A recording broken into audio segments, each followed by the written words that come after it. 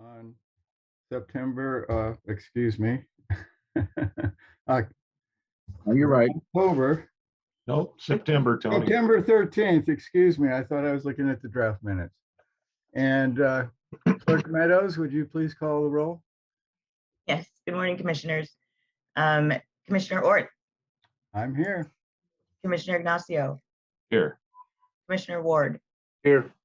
Commissioner Frohnberger, Here. Commissioner Gonzalez, Present.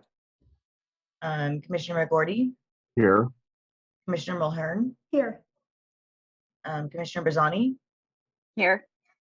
Commissioner Winkle, Commissioner Roden, Here. Commissioner Winkle, Looks like he's just coming into the yeah, I meeting. think so. Commissioner Winkle, welcome, thank you. And Commissioner Haschak. All right, thank you. Other staff members present include Executive Officer Hinman, Analyst Filer, and our legal counsel, Bill, is he here? He's just I don't joining. see. Okay. And then our legal counsel, Mr. Scott Brown, is just joining. And Chair, I do believe we have a quorum. And we'd Thank like you. to recognize Clerk Meadows as well. Thank you. We are meeting by Zoom per the state executive order N2920. And sorry that has to continue, but here we are. Written comments that were received before 8 a.m. will be part of today's record. Did we receive any written comments for today's agenda? No comments have been received yet. Okay, we'll go to public expression. Any person in the public who wishes to speak to a matter not on today's agenda has up to a 3-minute time slot at this time. Do we have any members of the public wishing to speak? Clerk Meadows? Do we have any members of the public needing to speak today? I don't believe so. Right, thank you. Then we'll move to number 3, the consent calendar. Do any members have any item they wish to pull from the consent calendar before we get a motion to approve? Move to approve, Chair. Second. Moved and seconded. Very efficient today. Any comments on any item? And no public to speak to this, correct? Clerk Meadows? Correct. Thank you. Then go ahead and call the vote for the consent calendar. You're muted. Oops, sorry about that. Commissioner Frohnberger. Aye. Commissioner Gonzalez. Yes. Commissioner Ignacio. Yes. Commissioner McGordy. Yes. Commissioner Mulhern. Yes. Commissioner Ward. I abstained from the regular meeting on July 12th, but approved the financials. Okay, thank you. And Chair Orth. Yes. Thank you. Thank you. The Commissioner. motion. And with that, we'll move to matters for discussion number 4 and possible action. Today we have 4A, Mendocino County Drought Coordination and Emergency Response. I'll turn it over to Uma. Thank you, Chair Orth. This item is both an update on current conditions and activities related to the drought emergency and the countywide response, and a request from staff for direction on our role in the drought emergency and temporary water hauling. There's been a tremendous amount of coordination and support among the agencies to support our communities most affected by the drought. I'm happy to introduce Josh Metz this morning. Josh works with the Regional Government Services Authority and is under contract with the Mendocino County Water Agency to facilitate coordination efforts associated with the drought in the county. Josh is going to give us an update on conditions and the responses to the emergency. And then after his presentation, I will introduce a discussion regarding LAFCO's role and the regulations that apply to out-of-agency service provision. So Josh, I'll open it up so you can share your screen. Great. Thank you, Uma, and good morning, commissioners. And I'll set up my screen, make sure it's viewable and working properly, and then I'll get into my pitch here. Okay, can everybody see the screen okay? All right. Indeed, this is what I'm going to talk about, a little background about me, where I'm coming from. I've been working with some of you and brand new to probably most of you. So I'd like to just introduce myself and talk about the program I'm working on with the county, and then give you some status of these different programs. In particular, the water hauling program will be the main focus. Glad to see a couple of the supervisors on here that can support any lapses in framing that I present, and as well as Beth Salamone, who's been a great help in helping me get situated in the county, and then take questions and open it up for discussion. So let's see, let me move to the next one here. So this is Regional Government Services, for whom I work, is a joint powers authority formed in 2002. And we provide senior advisory services to local governments and special districts, nonprofits, and universities around the state. And I have been engaged by the county to support a drought emergency response and eventually some strategic thinking about the water agency. I'm also working on a separate contract with the city of Fort Bragg, contemplating the economic reuse of their Georgia Pacific Mill site. So my primary role is supporting the Drought Ad Hoc Committee. Supervisor McGordy and Supervisor Haschak are those supervisors on that committee. There's a regular standing meeting of this committee monthly, although it meets pretty much on an ad hoc basis throughout the week as we've been navigating these circumstances. So the program that I mentioned, my contract with the county is described here in phase one. It's basically drought coordination, drought emergency response coordination, and building up the county's capacity to share and information and collaborate with a broad set of local, state, and federal partners. There is a phase two potential where I would be further engaged in a strategic effort evaluating the water agency. There's a RFP that's being reviewed by the current water agency now on that regard. So since I've come on board probably 2.5, 3 months ago now, we began by taking a tour of the county with Supervisor McGordy and touching in with Supervisor Williams in Anderson Valley in Mendocino, and then Supervisor Jurdy up in Fort Bragg, and Haschak in Willits. And we heard from the community members in those areas about the status of their water supplies and the concerns that they had. Not to overlook the largest population in the county at the city of Ukiah, but the story we have there, and perhaps you all well know, is that their diversified water portfolio puts them in a strong position to weather the current drought. So we were really focused on the outlying unincorporated areas, using the cities as the main population centers where we would connect with folks. So that was kind of the basis for our outreach. The biggest, most alarming story came from the coast, where we began hearing about this guy Wayne Jones here, pictured in this picture, and his significant demands for hauled water that were increasing by the day, largely being followed by these dry well reporting, and it was early on that basically the requests were coming in to help find some solution for the water supply, the decreasing water supply on the coast. So over a period of the following couple months, we evaluated a range of options. We even heard information and engaged with Fort Bragg and the city of Willits and Skunk Train on a concept to haul water on a train from Willits.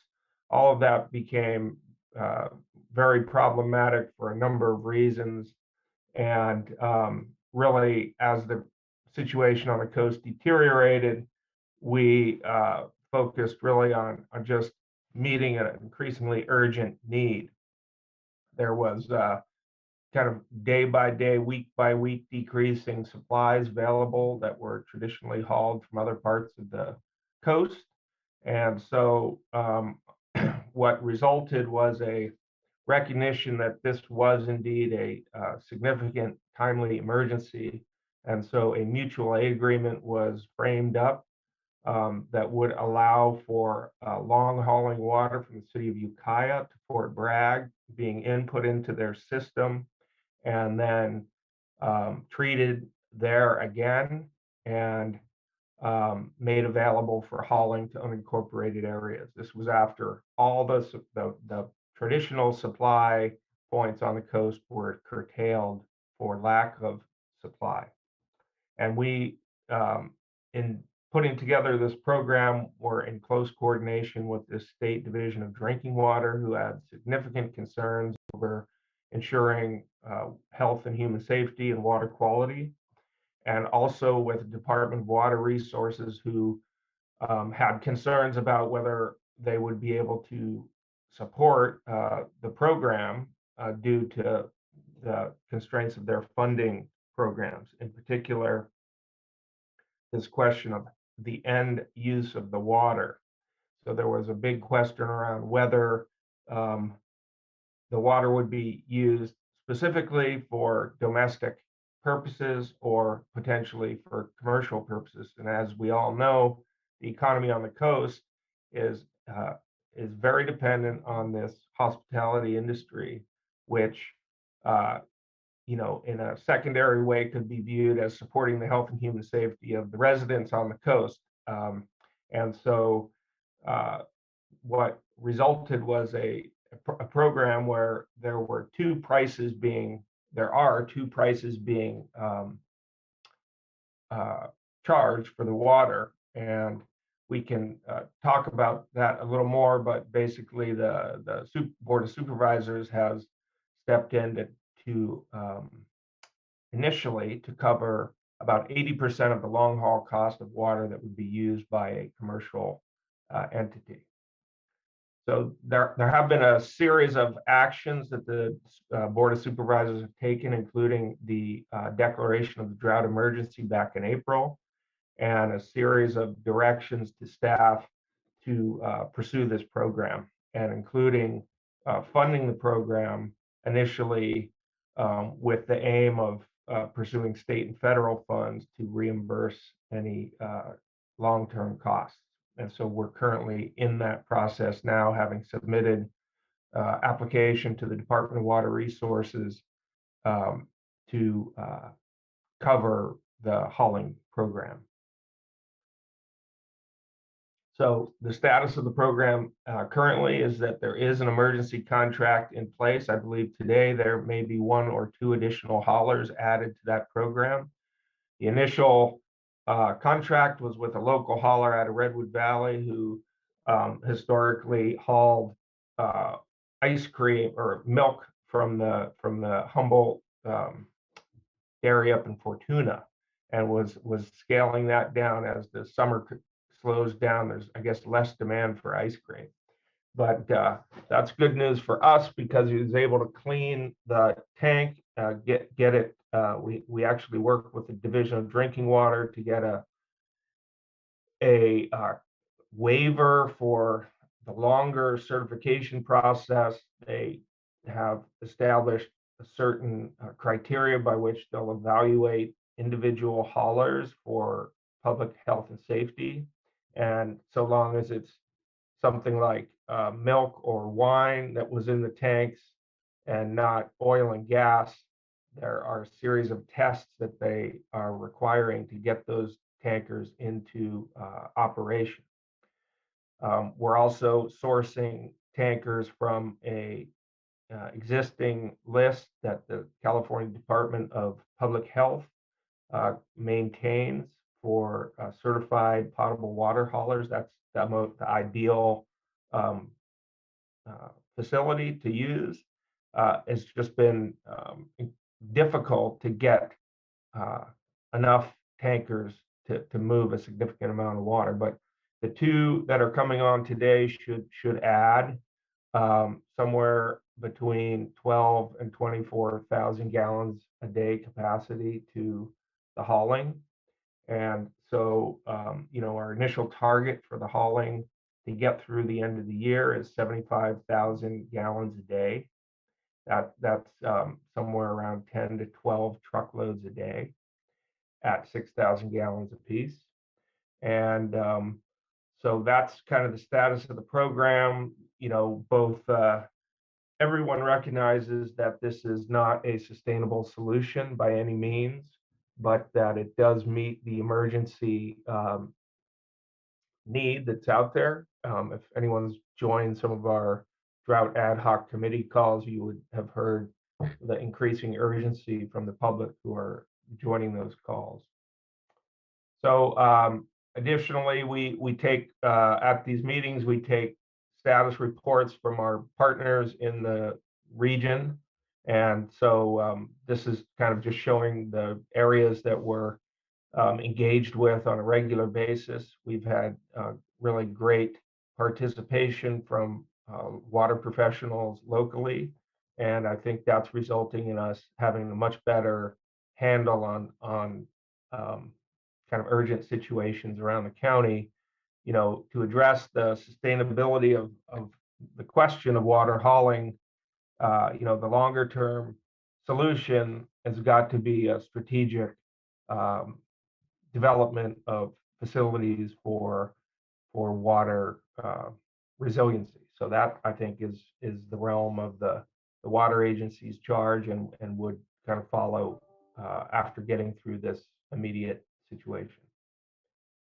We're also pursuing a set of drought projects that would be applied for the small communities drinking water needs program that the Department of Water Resources has. So we're working with about 36 projects from around the county that we've sourced, and we'll continue to curate this list and float those up to the department. So that's what I have for you this morning. I'd welcome any questions or comments you might have, and thank you for your time.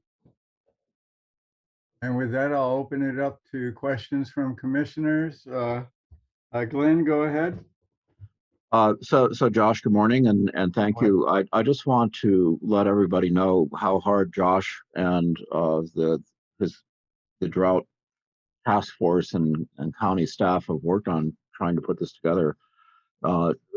It's been done through a series of mutual aid agreements, and the city of Ukiah has been outstanding in trying to help. The city of Willits would like to help, but they're not quite in the position because their system isn't finished. One of the side effects of COVID is the lack of pumps, which is plaguing water systems all over the United States. And Willits is trying to finish a intertie between their groundwater and their surface water, and they haven't done that yet. So they may eventually help us, but at the moment they're not able to. So city of Fort Bragg is also experiencing a lot of water insecurity. They're supplied by Noyo River, which is down to under a cubic foot per second, which really isn't very much water. That's less than 490 gallons per minute, which is, there's a lot of wells that produce way more than that. So it's really showing Mendocino County in an area of high rainfall is woefully inadequate in terms of a public policy towards water purveying, and it's something that we desperately need to address. It's just been kind of kicked down the road, and we have a series of small little water companies that are okay and they get by, but we don't really have a strong central water policy, which is something our county needs to develop over time. And I just I thank Josh for really all the hard work and expertise. Josh and I have worked on different kinds of projects before. When I was a UC farm advisor, we did a agricultural water assessment of Anderson Valley together, and that was a very complex study that looked at existing acreage of grapes, their water needs and potential for water supplies, and the effect on the Navarro River. And Josh has a extraordinary background not only in water science, natural resources, but also urban planning and economic development. So he's really a good hand to have in our community. So I'm looking forward to working with him. Thank you, Glenn. Questions from commissioners? The shared screen is on, so I don't see everyone. Let me expand out here. Okay, Commissioner Gonzalez. Yeah, I'm going to keep my video on because I've been having problems with bandwidth, I guess. I guess a question for Josh, maybe Uma, but as we progress with this sort of thing, I guess let me put it in context with some analogies. If my neighbor's house is on fire, I'm going to hand him the hose and it's an emergency. And at the same time, if I invite my neighbor over for lunch, I want to make sure he's not inviting everybody else to lunch. So I guess my question would be, if you have an emergency, I'm all good with less regulation to get it out there, get that water where we need to. But at the same time, are we looking at some sort of moratorium on building for those areas affected by water? I guess I'm kind of asking this as a general question because it's a little hard to ask a community to pony up water, but then the folks that are asking for it continue to expand their building. I'm just asking that figuratively. And that's an excellent question, Commissioner Gonzalez. And Chair Orth, when you're ready, I can start a discussion about the role that LAFCO plays and how the commission would like to address just that issue. Yes, I have a few questions for Josh first and McGorty. Any commissioners, any other questions first? Go ahead, Commissioner Fontenberger. Yeah, good morning, everybody. So where exactly, this is for Josh, I'm sorry. Where exactly is the city of Ukiah drawing their water from? Is it from their ground wells or is it from their granite collector that runs underneath the Russian River? My understanding is that they're drawing surface water for this use. That's subject to their discretion, and I would, defer to Sean White for answering any more detailed questions on that. All right, thank you. Any other commissioner questions? Jerry Ward? And then Mo, I believe. Yeah, Josh, you mentioned 36 projects you're working on in the valley here or in Mendocino County. Could you maybe describe a couple of them? And is there any projects for storing water during the winter months or the summer months? Yeah, so there's quite a range of projects. Many of them have to do with storage, some kind of at the almost individual residential unit level, and some of them kind of at a larger community level. For example, the city of Mendocino has put in a application for 2 500,000 gallon storage tanks that would they would like to have built. There are other programs on tribal lands that have to do with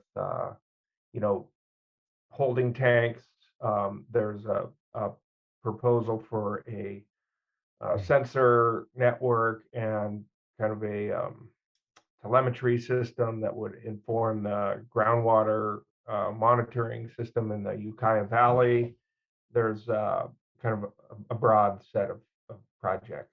And really what we've done so far with that is received the projects. We've had them basically scaled by cost, who would sort of be the lead agency on the project, and descriptions. We've shared those with the Department of Water Resources, and they've given us some initial response as to which programs might fit within different funding buckets that they are currently offering.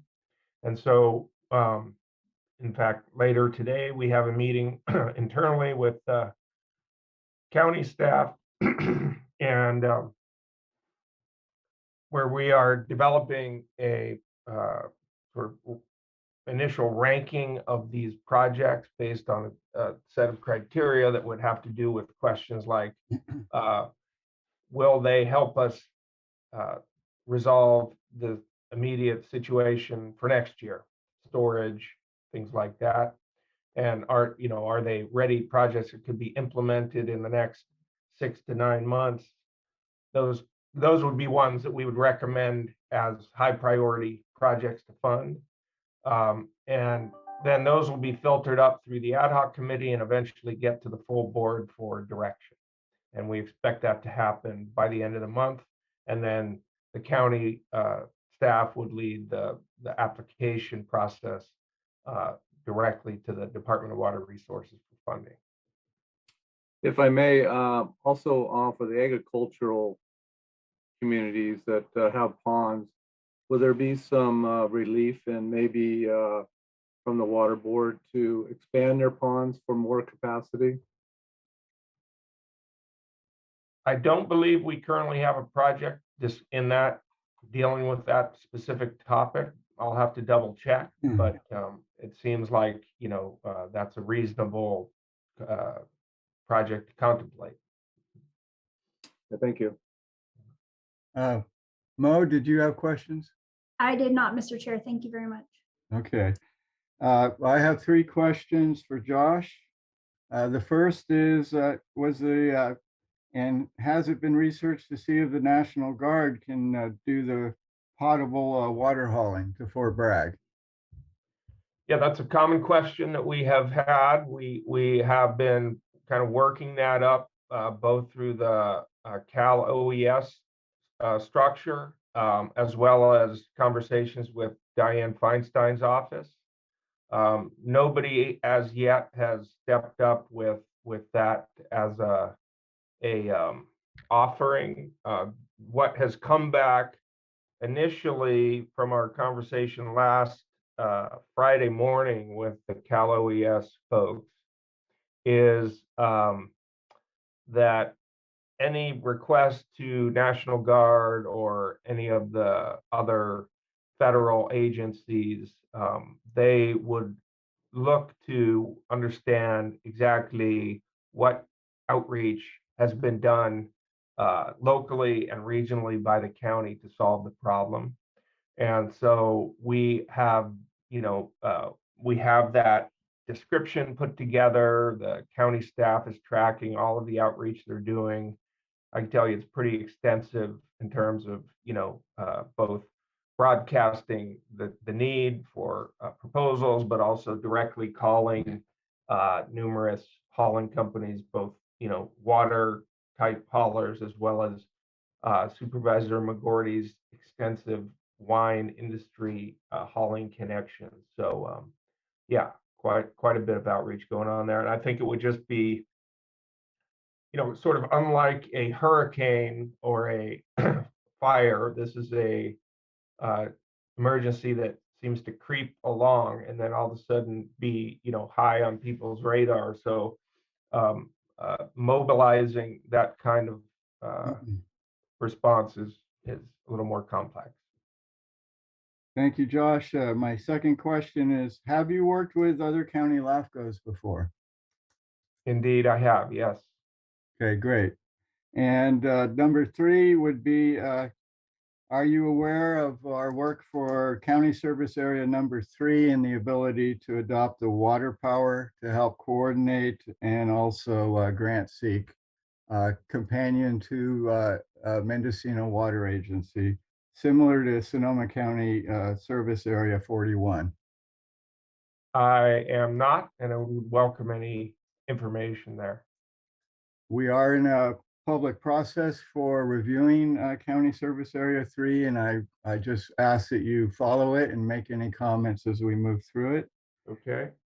And for Commissioner McCourty, your ad hoc, have you looked into how much rain is needed before well recharge comes back on the coast? Do we have like how many inches are needed before wells begin to recharge? You know, all we have is anecdotal information. It depends somewhat on the location. Typically in Mendocino County, when we've received 6 to 7 inches of rain, our soils begin to perk. There's also in the inland area, as leaves fall off of oak trees, it reduces the water demand typically, and we start to see the groundwater come up a little bit. So that normally takes place somewhere around the end of November, the beginning of December. In a dryish year, it'll happen quicker in a wet year. That usually we figure recharges around 6 to 7 inches of rainfall, and it'll go quicker if the more condensed that is. So if it comes at half an inch at a time, it takes a while. If it comes like in the weekend, the wells will recharge very, very quickly. So we have to see creeks and springs start to flow, and usually our wells will recharge about the same time. Most of the wells that are affected are fairly shallow. Most of them are sitting on perched water tables down around 20 to 30 feet. I'm not aware of any deep wells that dried up. We don't have a lot of deep wells is the problem. Most of our wells in Mendocino County are fairly shallow. And this is the thing that about the town of Mendocino is that we're working with technology that was developed about 150 years ago. Most of those wells are hand dug and lined with bricks. And, you know, it's really time for Mendocino County to think about upgrading their systems, because our old idea that all the water we need falls in a single year doesn't seem to be happening anymore. So we have to have some more resiliency. Excellent. Thank you so much. Before I get to you, Uma, one correction on page 31 of 233 on the paper copy. And that is when you talk about brook trails is at 75% capacity and doing a potable reuse study. That last 3 words, I would like to describe the project a little more clarity. It should say domestic water from sewer flow recycle study. And it's a potential long-term solution even on the coast, because they actually have more sewer systems than they have public water systems, where they can recapture the well water that's being flowed through their sewer system and turn it into domestic water, given new technology. And I would definitely want to see that compared to desalination, because I think the long-term costs and also environmental impact would be better through the recycle than desalination. But that's my final comment, and I'll turn it over to Uma. Just before you do, I just wanted to make a comment about what you just said, Tony. And Absolutely. The idea that we use water once and throw it away, we're probably going to have to get over that. So at UC Davis, at their experimental winery, it's extraordinary. They use water 7 times. they clean it up and then put it out in the vineyard for irrigation. And those are the kinds of models we have to start thinking about in the future, because there's a lot of different ways to fix things. But recycling obviously is really critical, beginning with landscape irrigation. That's the easy one. But going into a super tertiary treatment, high quality water that can be consumed again is probably something that would be more feasible than energy wise than desalination. Thank you for your added comment. And the state is funding our study, and the state is very serious about looking at those kind of programs. And with that, I'll go back to Uma. Thank you. I just wanted to note that our attorney, Scott Brown, is available until 10 o'clock. So questions about this next section for him should be aware of his time limits. I want to thank Josh for the presentation and for joining us today, and also all of the coordination efforts. I know it's an enormous amount of work. And I'd also like to thank you for including me in the coordinating meetings that are being held weekly. I appreciate that. So as you know, the Mendocino water issues are both known widely on the regional and national levels, but this is an issue that is being faced by LAFCOs around the state. I do have a brief presentation to walk us through, so I'm going to pull that up.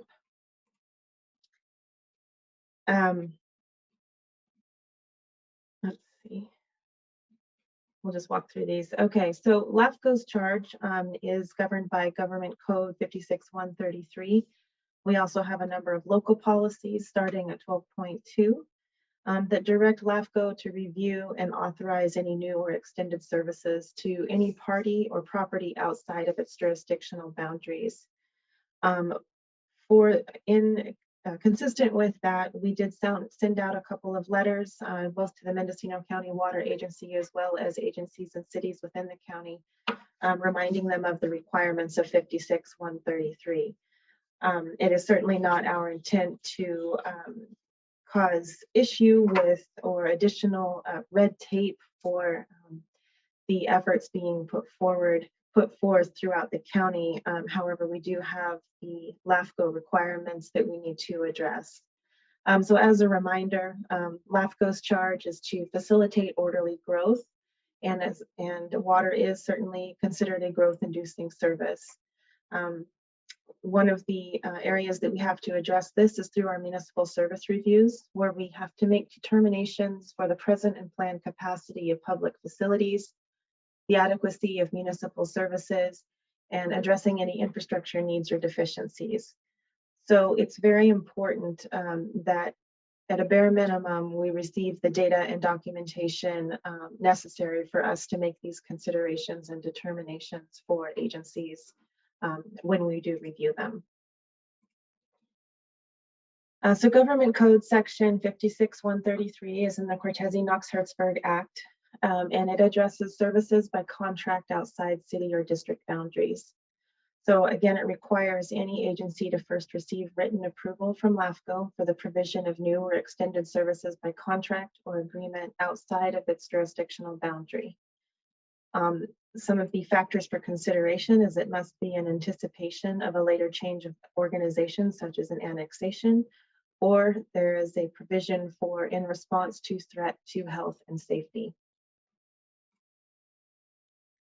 The review factors for considering an out-of-agency service agreement are that it be located within an agency sphere of influence, or if it's located outside of an agency sphere of influence, which would be the case for inland to coastal communities, that there be a documented threat to health and safety and notification to any alternate providers in the area.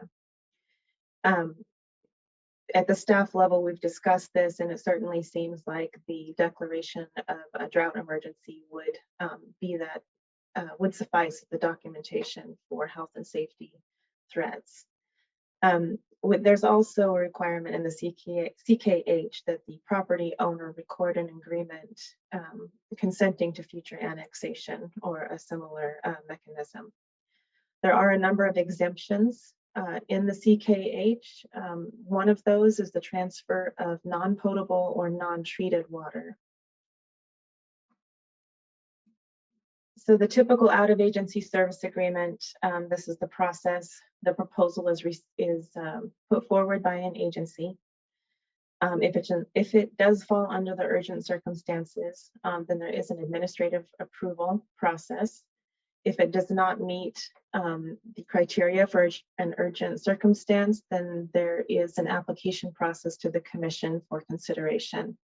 If it is approved administratively through the executive officer, then it is presented to the commission, typically on the consent calendar for ratification by the commission at the next meeting.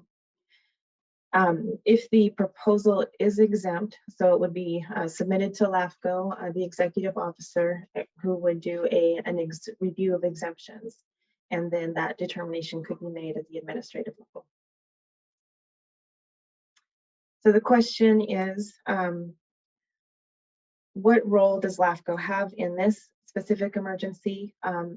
There isn't this, the provision of water and the hauling of water is being done under a mutual aid agreement that has been developed between the county, the city of Ukiah, and the city of Fort Bragg. And I believe there is the option or the opportunity for other agencies and entities to sign on to this mutual aid agreement in the future. The discussion throughout the state among the LAFCO EOs and executive officers is that any hauling of water outside of an agency's jurisdiction does fall within the jurisdiction of LAFCO, and 56-133 does apply.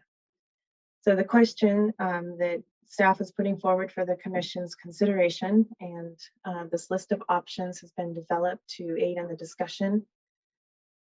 Some of the ideas that have been discussed have been to develop a policy addressing the temporary emergency water hauling, or possibly a blanket out of agency service agreement for temporary emergency water hauling, with subsequent administrative reviews for consistency with that agreement. Another option would be to require the out of area service agreement applications for each hauling instance, although that can, which would likely fall under the urgency policy that we have in place that would allow for administrative review, which is a much faster process. Or to waive application requirements for temporary emergency water hauling associated with the drought emergency. Although we would highly recommend the continued coordination with the county drought ad hoc committee and affected agencies so that we can, at the very minimum, obtain the data and reporting that will be done throughout this emergency. So staff is requesting discussion and feedback from the commission on which route they would like staff to pursue. I think that concludes my presentation.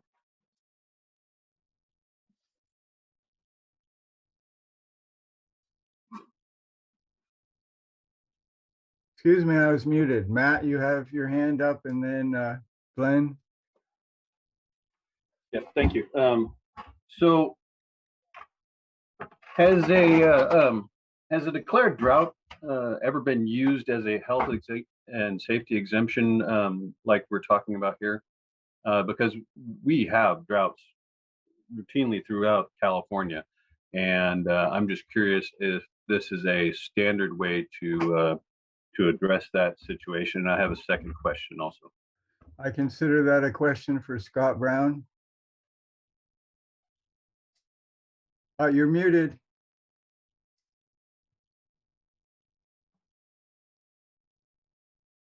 There you are.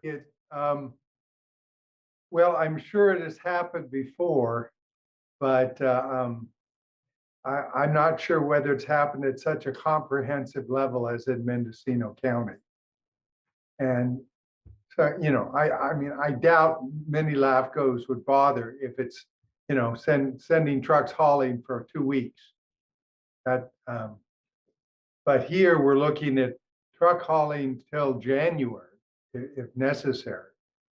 And so it's a longer term provision of service than I think most LAFCOs around the state have had to address. So I don't know that there's any standard out there. I think we just have to make it up for Mendocino County, something you've had to do a lot of times. Thank you, Scott.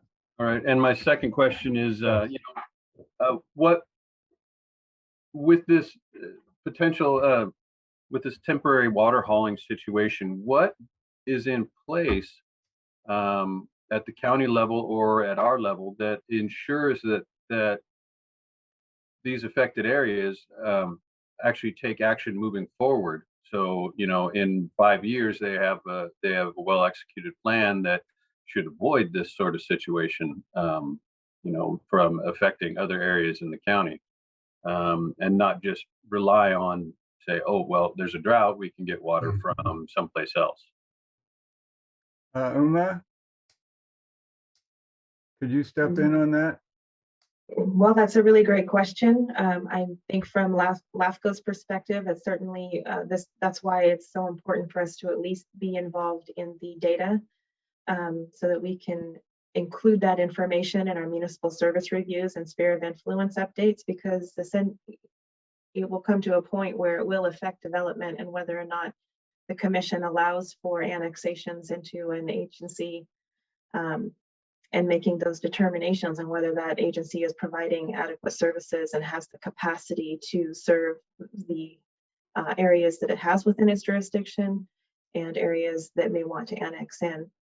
And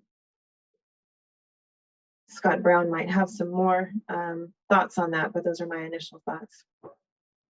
Go ahead, Scott. I think Uma is correct. The key issue here from a LAFCO point of view is properly considering these issues in the MSRs for the agencies. For example, we just did the one for CSD for Mendocino. And frankly, we probably underestimated the need to really emphasize the development of new facilities. We certainly mentioned it in the MSR, but after this set of emergencies, it becomes quite apparent that that is a critical issue for determination as part of the development and capacity of the agency. So And if I final, may, final Go thought, ahead, Matt. I will cede the floor. Is this the sort of thing that could trigger a premature MSR for a community? And would that be warranted in a situation like this? Uma? that's certainly at the will of the commission, if that is something that they wish to see. I would like to add on to what Scott was saying, in that we completed the MSR for the Mendocino City CSD. At no time during the preparation of that document or any of the MSRs along the coastline was it discussed or brought forward that there was water hauling occurring between the agencies to support each other. So that's where we get into how important it is to have the information and the data of the water supplies in this case. It's likely that we would have put more emphasis on the water services had we known that there was water hauling to support the provision of water within the district. Not that it was that my understanding is the water hauling is not to the CSD itself, but to the residents within the CSD. So it's a little tricky to capture that data, but that's where it's important for the commission to weigh in on how they would like staff to move forward with this issue in particular that we have before us right now. All right. Okay, Glenn, and then Commissioner Gonzalez. So this is a very, very timely discussion, because the Drought Ad Hoc is also discussing the whole use of hauled water for other purposes and the sales of it, and the fact that we have a lot of illegal activity for cannabis growing, hauling water from people selling it out of their private pumps, and no regulations on that. So groundwater in general in California really isn't regulated the same way as surface water. Surface water is very heavily regulated.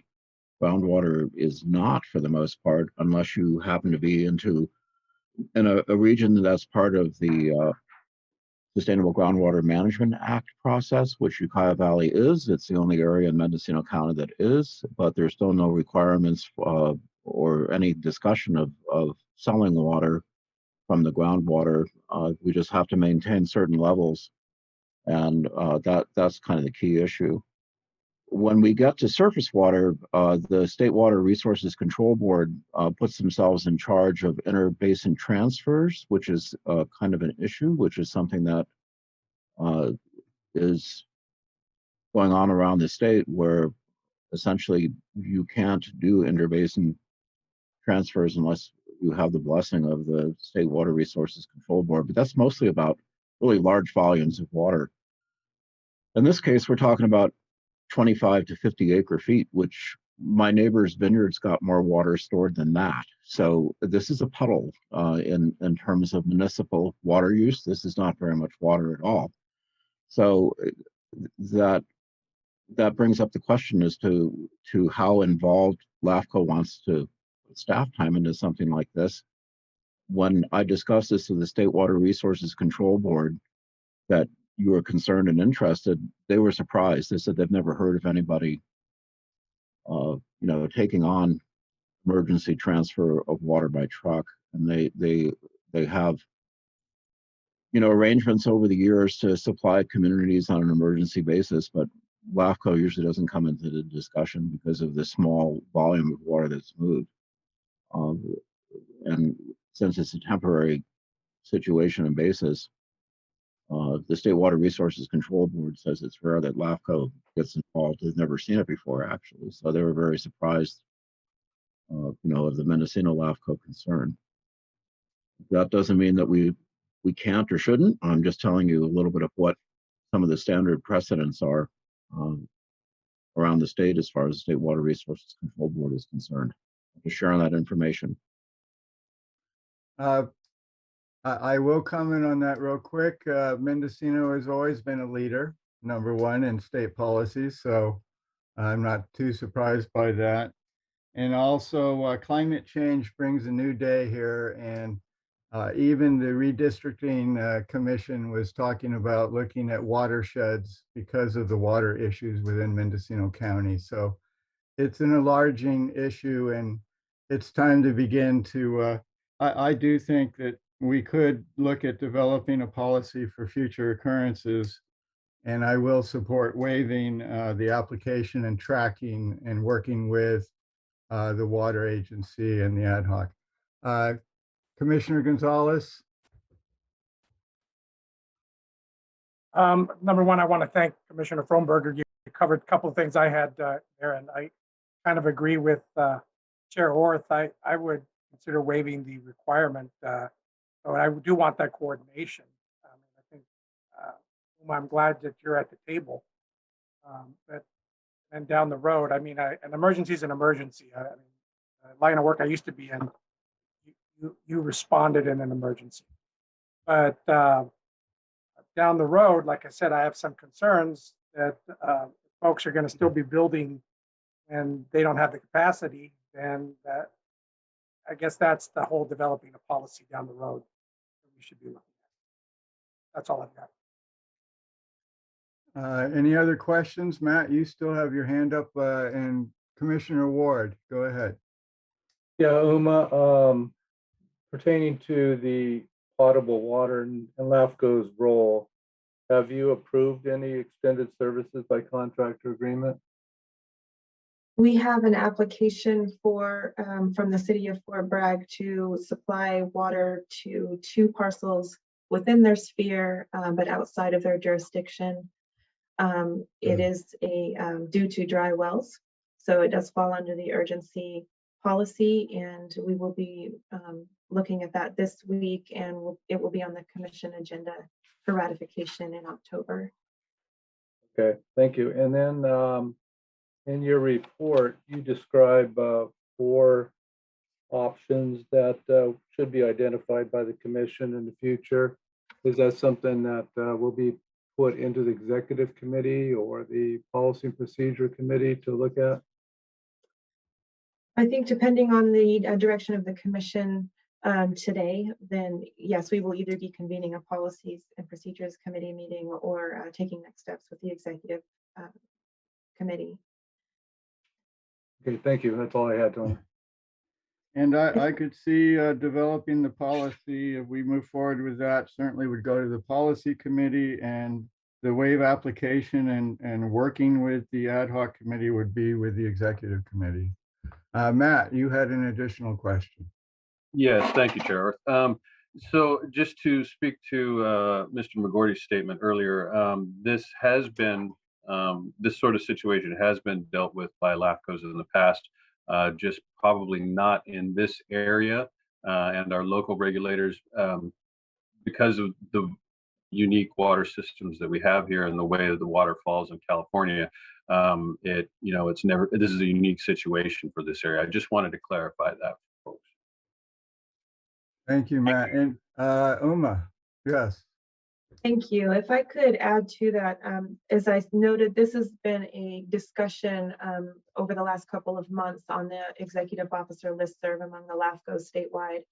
And it is being considered and going to be addressed by most likely by CALAFCO, working directly with the State Water Board on this issue. Butte County or Butte LAFCO is currently processing 2 applications for water hauling outside of the jurisdictions, and also Riverside has quite a bit of experience processing 56-133 applications for water hauling. So it is done statewide. I think it is fairly recent here in our area. It's certainly new to me. So that's the reason for bringing this forward to the commission for direction and also to bring it to your attention. Glenn, you have an additional question. Yeah, so I guess the what we have to start thinking of, if you want to do this, then we have to have a coordinated policy for the county, because there's multiple entities that, and forgive me because I'm not completely aware of how they're organized, but there's water that gets hauled from Laytonville, Westport, Fort Bragg, numerous places water's being hauled, and it's not necessarily going into another community services district. A lot of it ends up just going out into unincorporated areas, and I don't know if that's something LAFCO feels they need to be involved with or what, but it's pretty clear that water gets moved around a lot in Mendocino County. And in fact, when you start comparing the amount of water hauling to that's scheduled to go between Ukiah and Fort Bragg, I think it's dwarfed by the amount of water that gets moved around for other things, for construction, for domestic use in unincorporated areas. So I just know that there's a lot of water hauling going on, not to mention cannabis. So this is something that if you think LAFCO wants to be involved about it, I'm glad to hear that you want to work with the ad hoc committee, because we need to have some sort of sense of what's important to you and what isn't. Yes, Glenn, fortunately, raw water hauling is exempt from LAFCO, so we have no concern with the raw water hauling. It's the domestic potable water that we're interested in. Commissioner Ignacio, go ahead. So just to follow up on that, I mean, 56-133 talks about cities and districts, not necessarily private suppliers. What I'm wondering is, I know we're talking about here today about not moving forward this. I guess my question's to Scott Brown. Looking at 56-133, is this something that we have an option? Because that's not how it reads to me in the very beginning of the section, knowing that this was updated by CALAFCO in 2019. And you're muted, sir. Thank you, Chair. I guess the chair mutes you. That's a very good question, Scott. In fact, it's the core question here. All of the discussions we've had with other LAFCOs, they say, no, it's subject to 56-133, and you have to issue a permit. And I would feel far more comfortable if the commission were to select the option of a blanket permit than to waive it.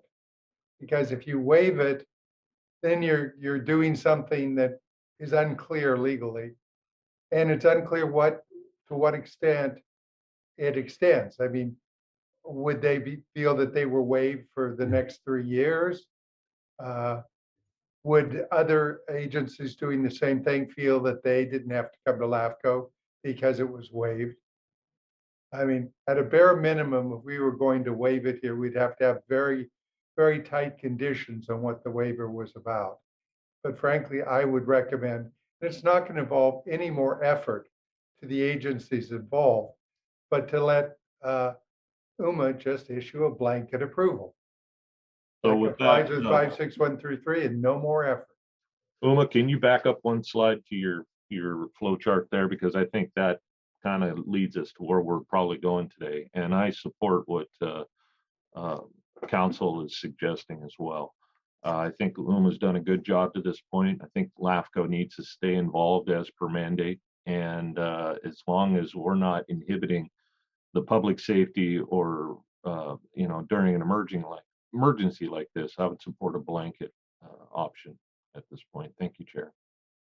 Thank you for that critical information. And with that, we'll go to public. And I see we have the city manager of Ukiah with his hand up. So I recognize you, Sage.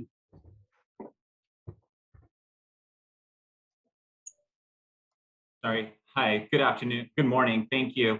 I want to just talk about maybe unintended consequences and kind of speak to Supervisor McGordy's concerns.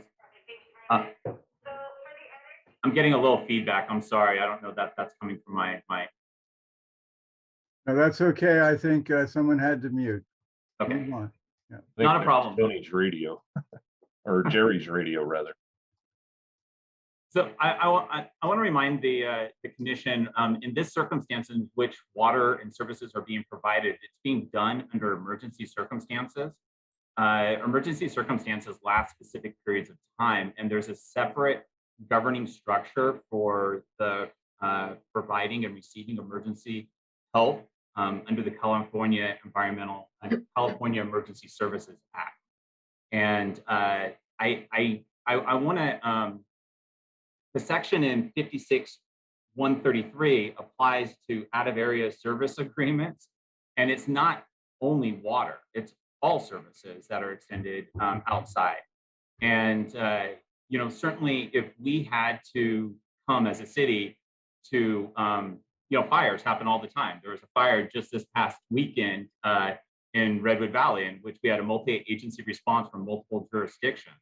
So how do we reconcile the application of 56-133? If we're going to apply it to water, are we going to apply it to fire? Are we going to apply it to police? Are we going to apply it when there's an earthquake? This is why I think that this isn't simply, it's not done under emergency circumstances, because there's a separate act that limits those services being applied in those situations. And again, 56-133 is about out-of-area service, for extended services. The application that LAFCO has before it for the Fort Bragg properties that are in need of water, that's not for limited time services. That's extended services in which permanently those properties are going to be served. And so while I do agree that LAFCO has a role related to MSRs, SOIs, the procurement of this data, looking at that data and ensuring that we do have orderly growth and the right services that are being provided by the jurisdictions that are responsible for providing it, I simply don't think that under the California Emergency Services Act, when we are responding to emergency situations, that LAFCO has a role in that regard.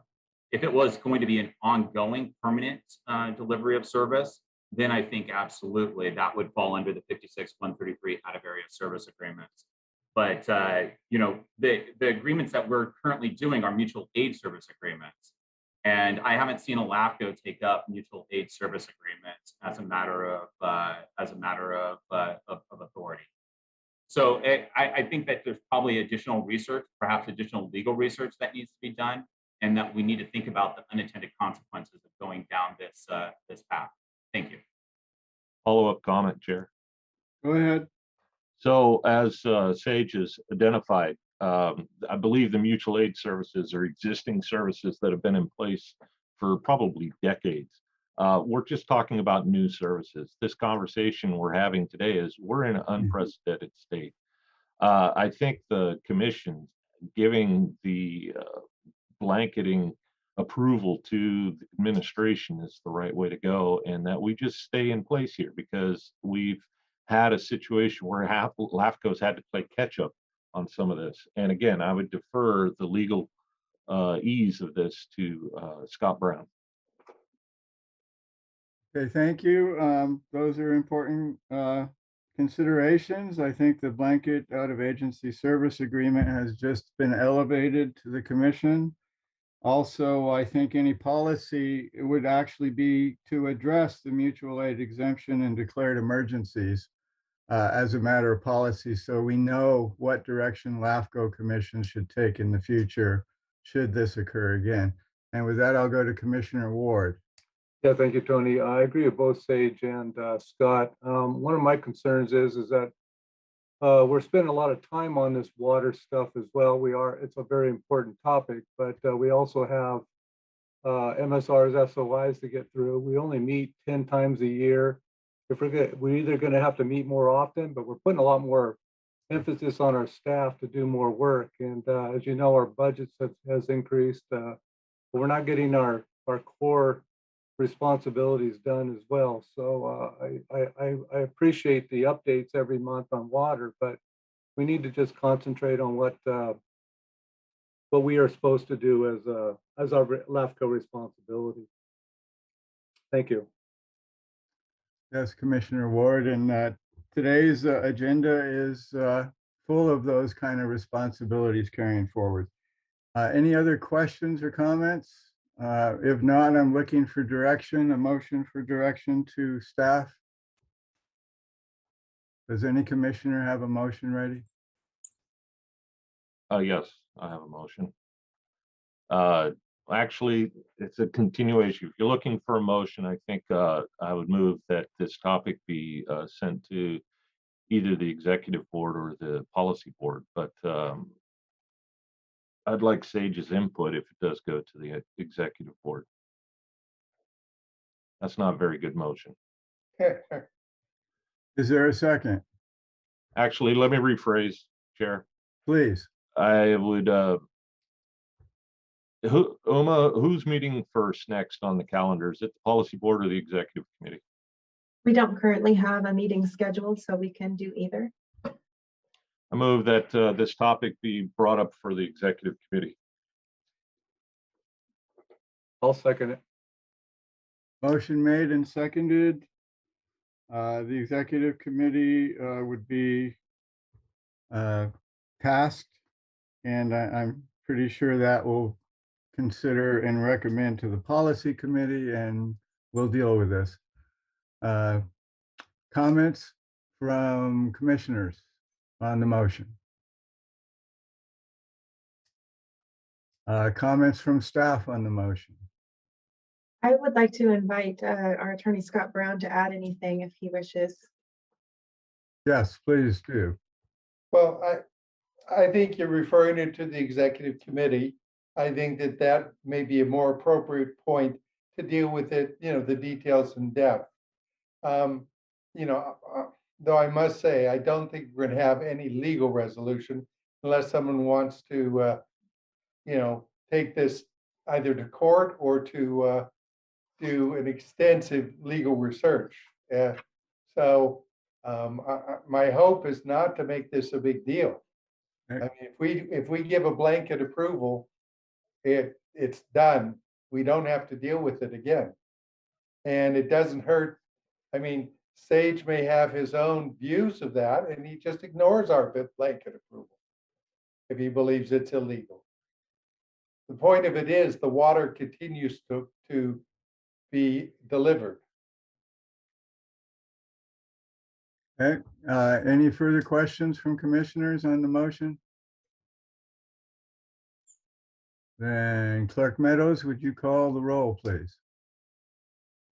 Yes. Commissioner Ward, Yes. Commissioner Frohnberger, Yes. Commissioner Mulhern, Yes. Commissioner McGorty, Yes. Commissioner Ignacio, Yes. Commissioner Gonzalez, Yes. Chair Orth. Yes. Thank you. The motion passes unanimously. Thank you, clerk, and thank you, commission, for that discussion. And with that, we'll move the agenda to public hearing items. And 5A, Covelo Community Services District MSR SOI update. And I see our Commissioner Ward has disappeared. Well, here we go. And Excuse me, Chair. yes, This is Scott Brown. Yeah. I need to leave the meeting at this time. Understood. So Thank you so much for your participation. It was valuable. sure, thank you. So I will leave. Thank you, Scott. And with that, let's see, I need the time. I will open the public hearing at 10:10 and turn it over to Uma. Thank you, Chair Orth. I'd like to start off by thanking the Covelo CSD for their efforts in helping us to get this public hearing document ready. Dane Downing, General Manager, is available on the call with us today. So I wanted to make sure the commission was aware of that. We did hold a public workshop on this item on July 12th, and we received feedback from the commission. So the document before you today has been revised accordingly.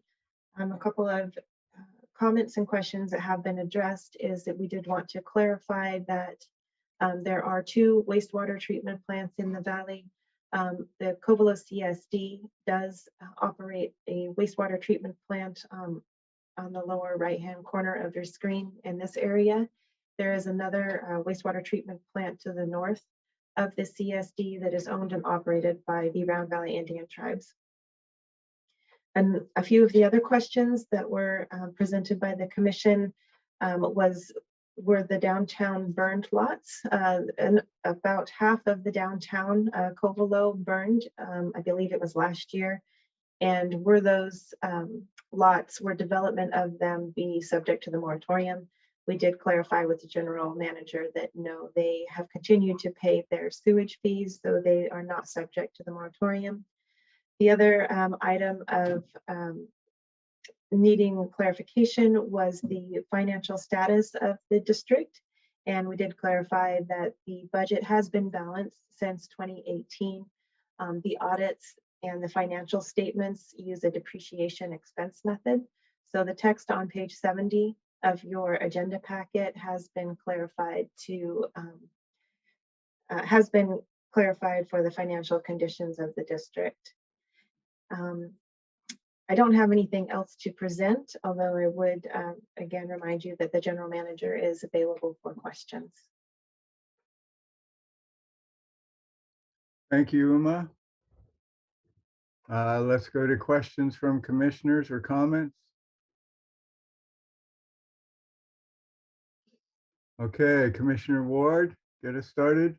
Yeah, there was a question back in the minutes, and I wasn't here at the last meeting, that stated, was there any changes in the financials that would cause the district to operate a net loss, and how they would overcome that loss? And I believe the person that was going to respond didn't have a response because of video issues or audio issues. I was just wondering if there was any feedback on that.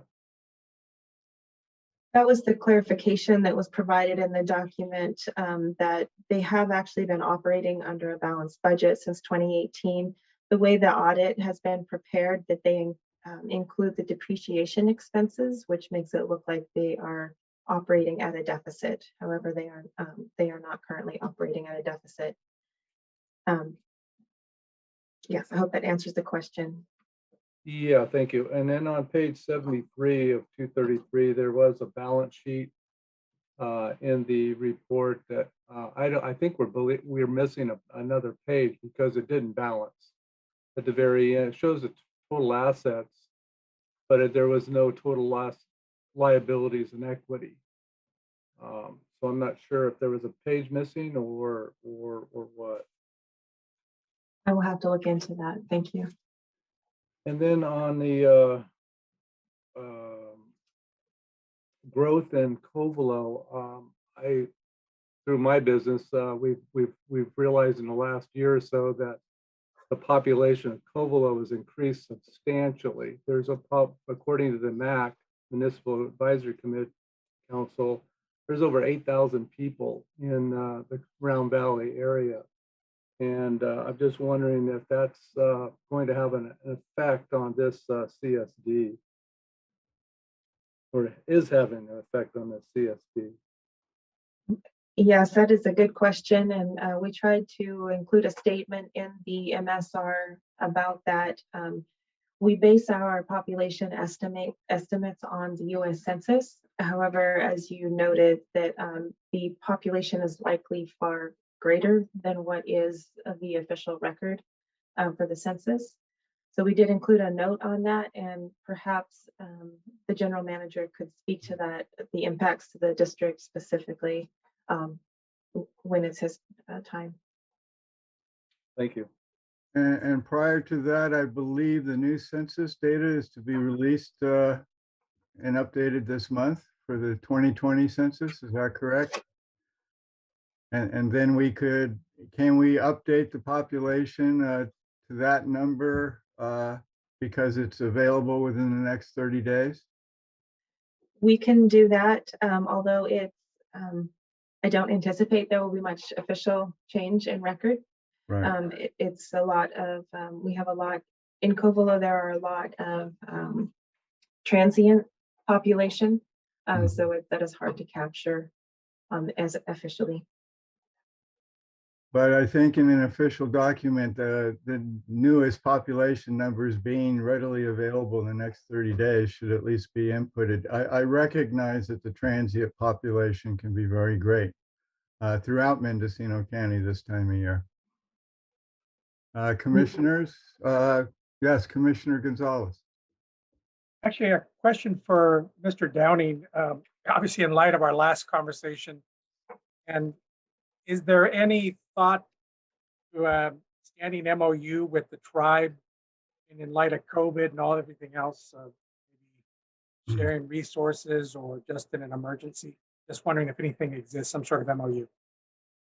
I'll go to the manager of Covelo District. Go ahead, Dane, and you can unmute. There you go. We do not have any MOU with the tribe's water treatment plant. There, initially there was discussions about combining them or being somehow mutually supportive, though we came across our treatment plant has regulations from the state of California, and their treatment plant is under federal regulations. So we found an incompatibility to that, and that sort of ended those discussions. Thank you, sir. Important comment. Thank you so much. Commissioner questions? Is there any public online wishing to come in and ask comments and make comments or questions? Staff, do we have any public comments? No one is registered to speak. It does look like Commissioner McGordy has a question. Go ahead, Glenn. So this goes back to water, and there is no municipal water source in Covelo, from what I understand, and yet I know there's a pretty big demand. And this question would be for Dane, has CSD looked into developing a water system for Covelo? Go ahead, Dane. The CSD has not looked into that. Covelo CSD, the Round Valley County Water District, has talked about it. There's great resistance to that up here. People really like their wells, although there are some going dry. The infrastructure to put that in place and the management and maintenance of it has been rather prohibitive to move that idea forward. Has there been an interest at least having one well that could be, have a water treatment plant attached to it so that potable water was actually legally available in Covelo? Yes, in fact, the Covelo Fire District does have a well that has potable water, and that water is available to residents who are without water. So that they offer it on an emergency basis like that, and it is tested and has certification as potable water. Okay, that's great, because that wasn't clear to me as I've heard about around the county where you can get water, and it's my goal, I think, for Mendocino water policy that every community have at least one source of potable water that could be hauled. And thank you, Glenn, for that question, and Dane for your answers. Uma, have we had any contact with anyone in Covelo seeking to develop a hydrant district for the downtown area, given the burn status of downtown? I believe the Round Valley Area Municipal Advisory Committee has been discussing that, and I think that Dane is party to that, so he may be able to answer that question better. Go ahead, Dane. Yes, I'm the treasurer of the MAC, and that item has been discussed for a number of months.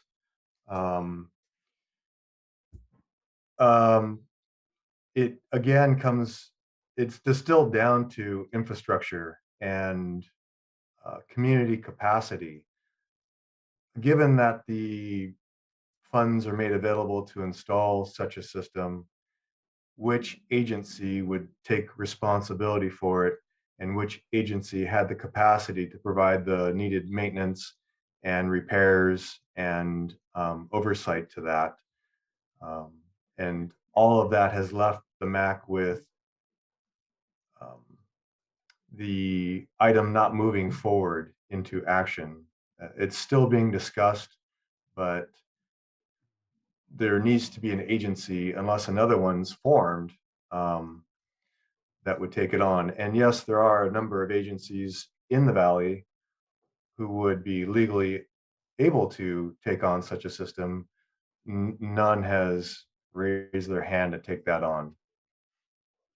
Okay, well, I would advise you to track this commission's discussions on County Service Area 3 and its ability to empower water and thereby help communities with these kind of issues moving forward. That is an existing district that has the ability to adopt powers that can help water, sewer, fire, all kinds of districts throughout Mendocino County, and is an important discussion moving forward. And I would advise the Covelo MAC to follow that discussion.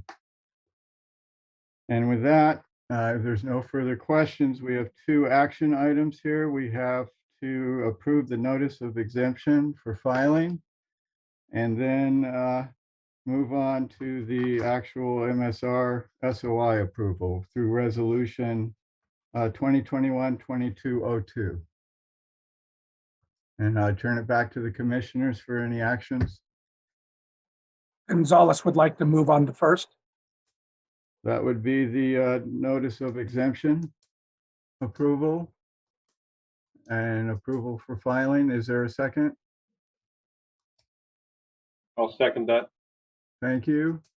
Further discussion, we'll go to Dane. Your hand is up. Yes, thank you. I did want to comment on the question posed earlier about the population effects. Is this a good time to do so? Yes, it is. So, yeah, it had been brought to our attention, as in the MAC, attention that the issues with the phone systems up here generated research into what would overwhelm the cell towers, and there was it was determined that 14 to 16,000 persons would have to be using those facilities in order to have the errors and breakdown of the cell service up here. So that's quite significant compared to the 1,400 on the sign as you drive into town. Mhm. And in regards to the census numbers, it was reported, I don't think the supervisors have adopted those numbers yet, but I think it's coming up soon.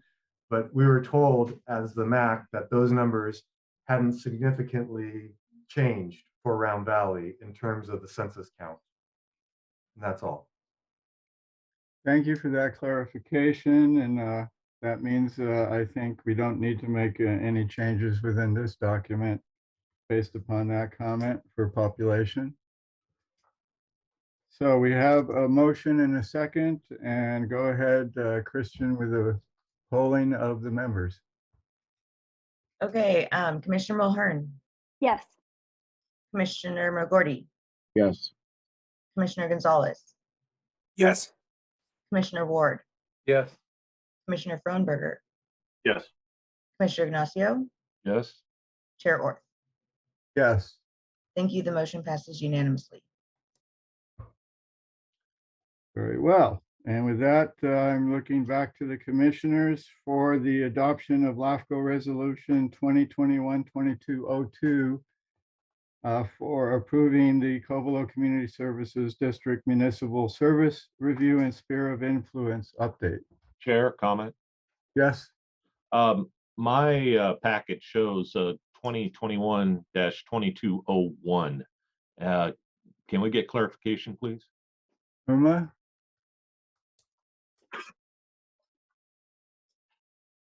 That is correct. It should be 2021-2201. Thank you for that.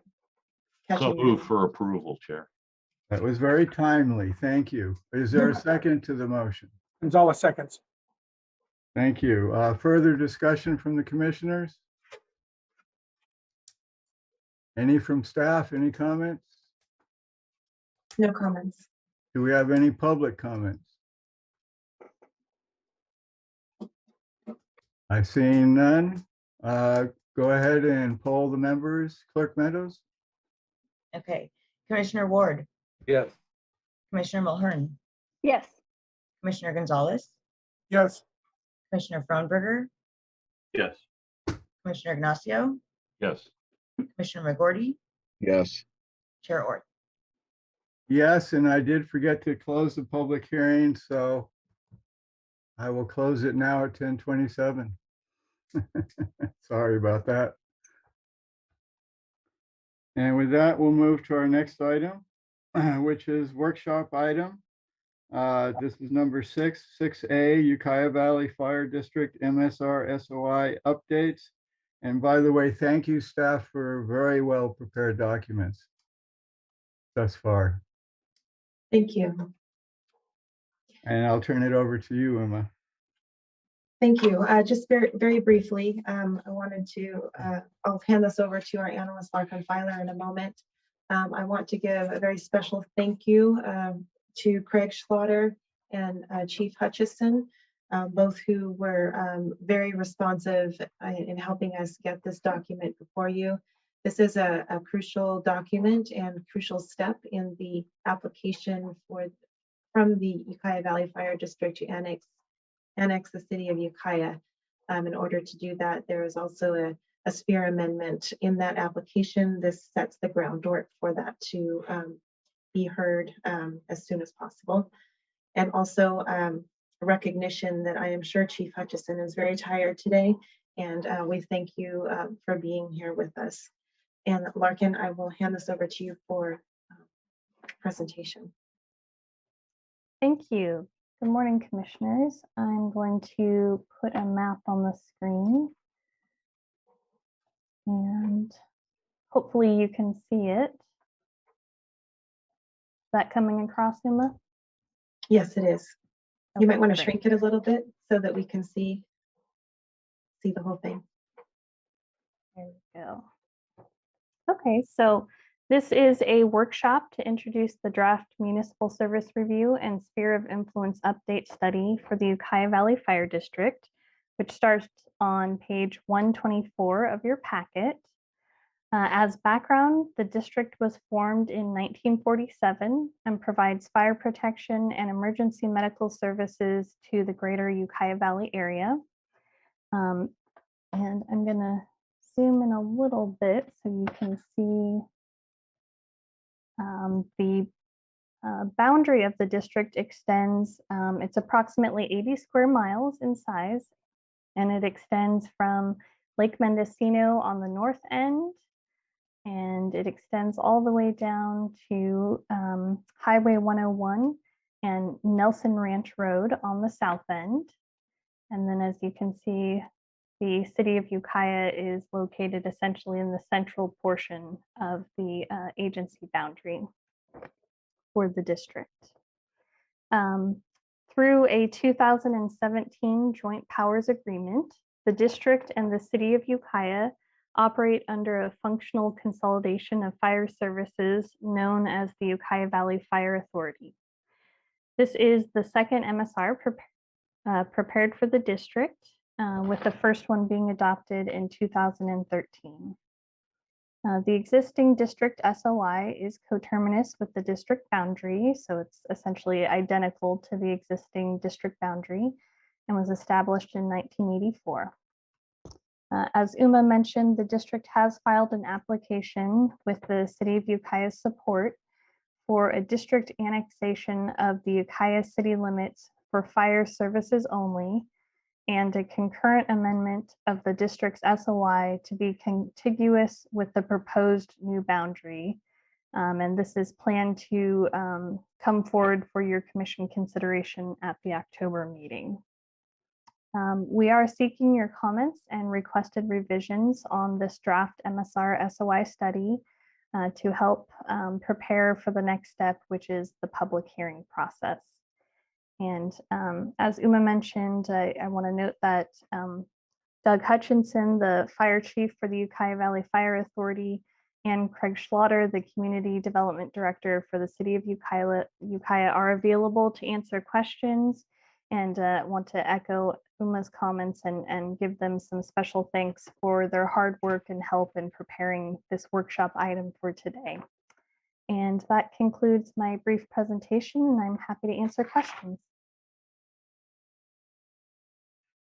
Thank you, Larkin. Let's see. Uma, do you have any further comments to that? Nothing to add. Thank you. I'll open up for questions and comments to the commissioners, and go ahead, Matt. You're muted. There you go. Thank you, Chair. So as part of this annexation, as you just read, it's only for fire services within the city of Ukiah boundary. And two parts to that. Why limit yourself to fire services only? Why not also to the potential of EMS and or plan check? And then also to kind of dovetail into that, in the greater area, is the former Ukiah Valley Fire District, are they a fire services only district?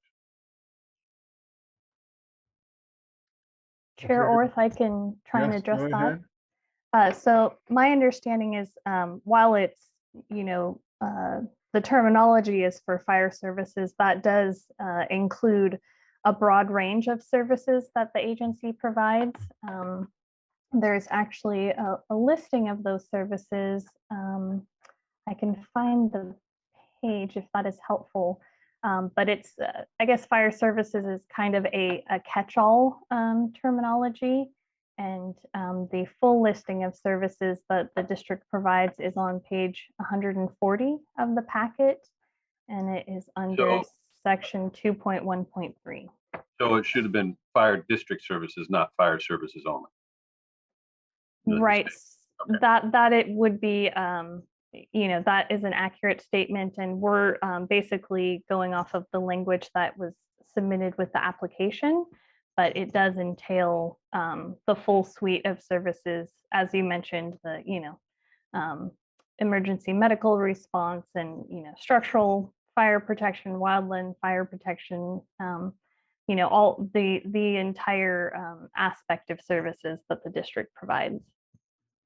Right. Yeah, no, I understand that. I just the statement that was given to the city and that was relayed just now made it a little bit difficult to understand. So thank you for the clarification. Yeah, thank you for your question. And Matt, I tried to get the LAFCO listing changed from fire services to fire EMS services, and was told that's not the way the state code reads. So it's, the description is limited, but the actual operational capacity of the district is quite extensive. And other commissioners, we'll go to Commissioner Gonzalez and then Commissioner McGorty. A question for the chief, and again, thank you for your service, sir. This eventual merger or annexation, will it affect your ISO rating, or is this just more of a business consolidation?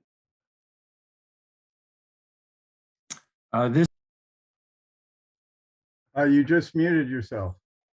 There you go. Yeah. Go ahead, Doug. Okay, yes, this is more of a business arrangement. The ISO likely won't be affected by that because of the various factors that go into that.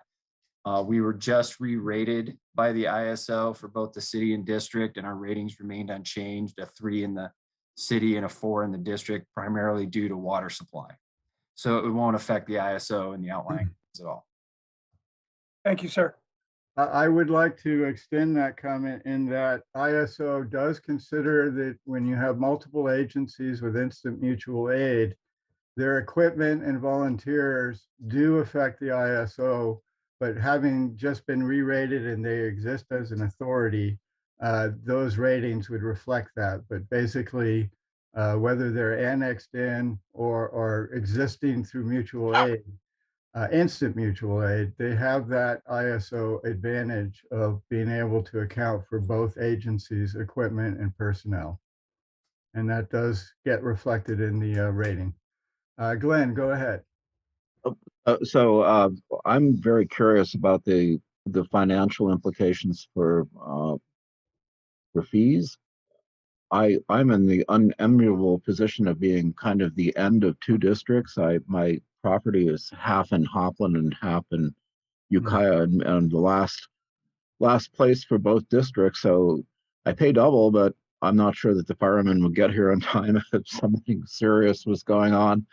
But I do appreciate the wonderful effort that both fire departments have shown over the years.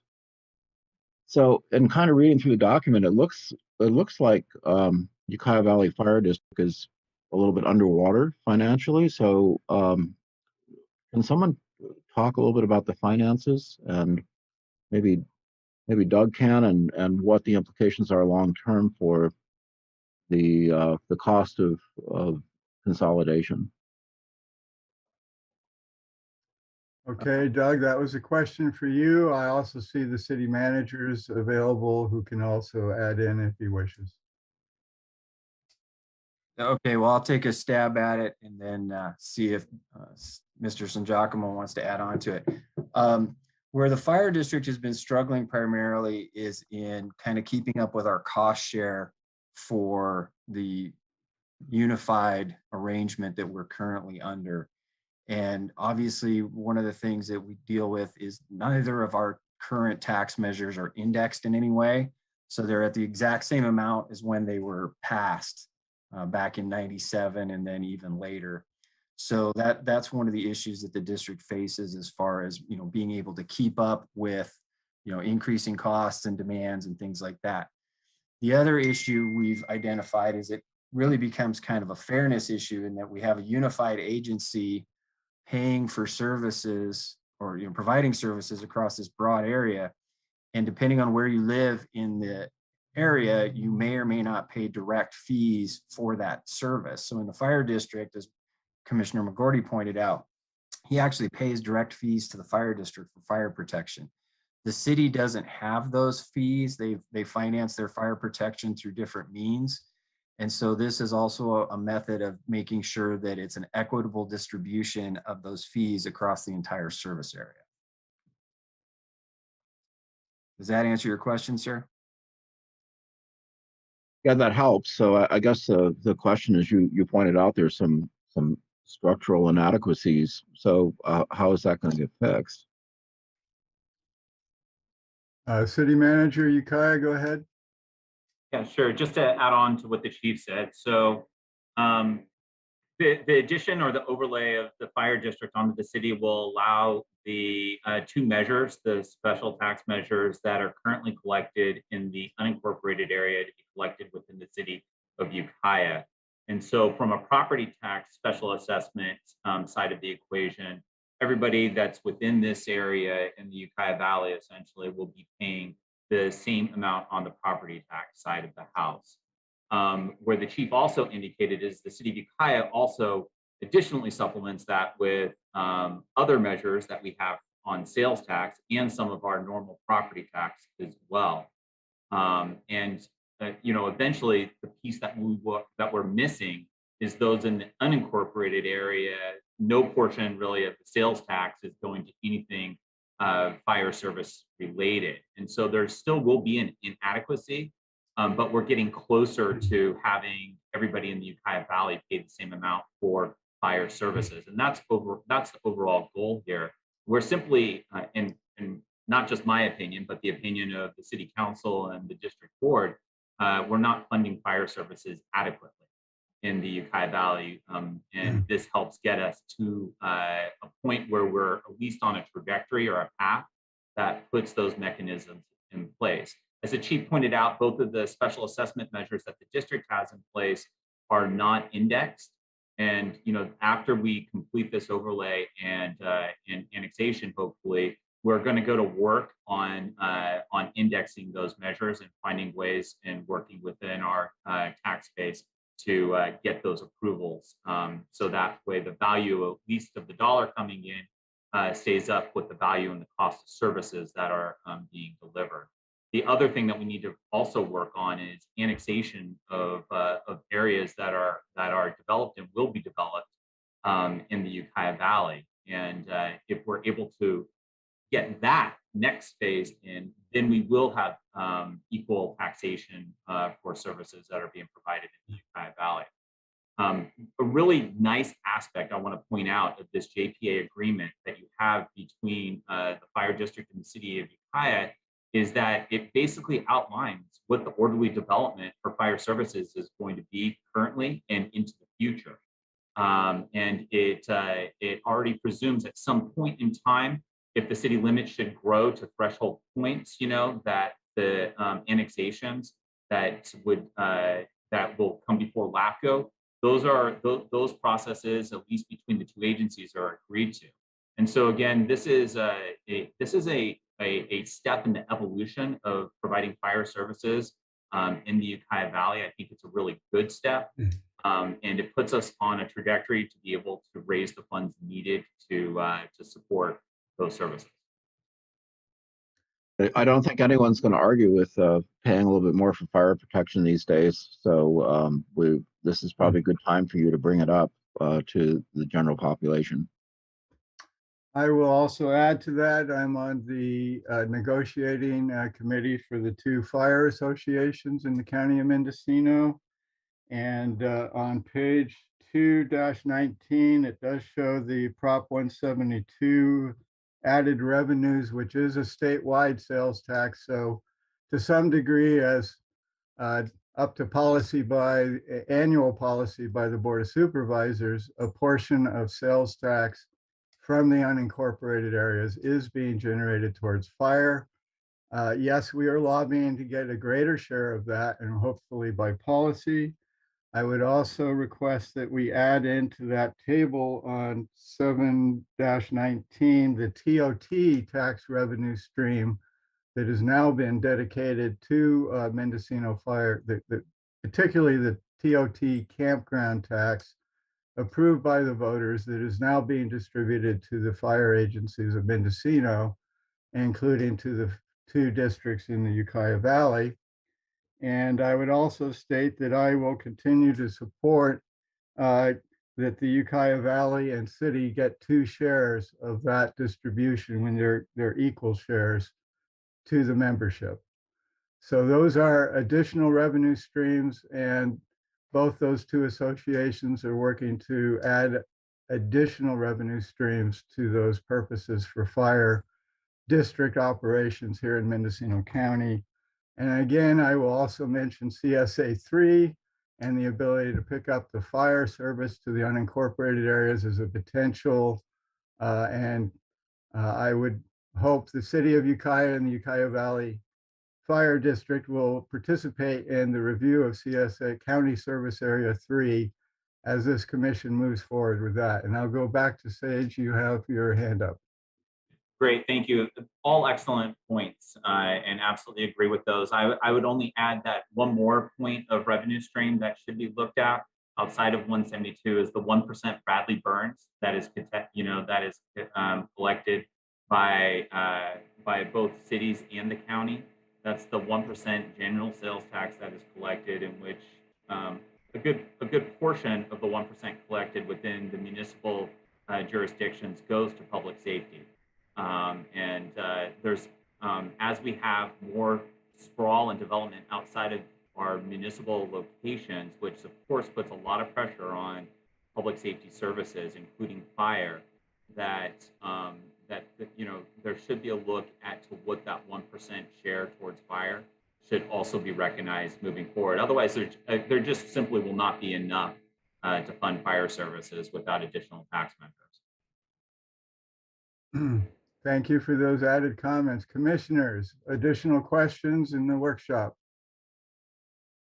And Commissioner Pinzani, you're on the fire board for Ukiah City Valley. Do you have any comments to share? I don't have any comments at this time. Thank you very much. Any hands raised? Any comments back from staff? Do we have any public comments? Okay, we'll go, let's see.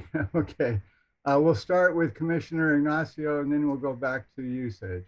Yeah, Chair, I just wanted to make sure that those following along, the chair's referring to the tax tables on page 153 of 233, I believe. And those are all good comments. I just want to make sure we got that cleared up there, Tony. Thank you, Chair. Yes, that's why I referred to the page number 2-19, which I hope is common in all the numbering systems.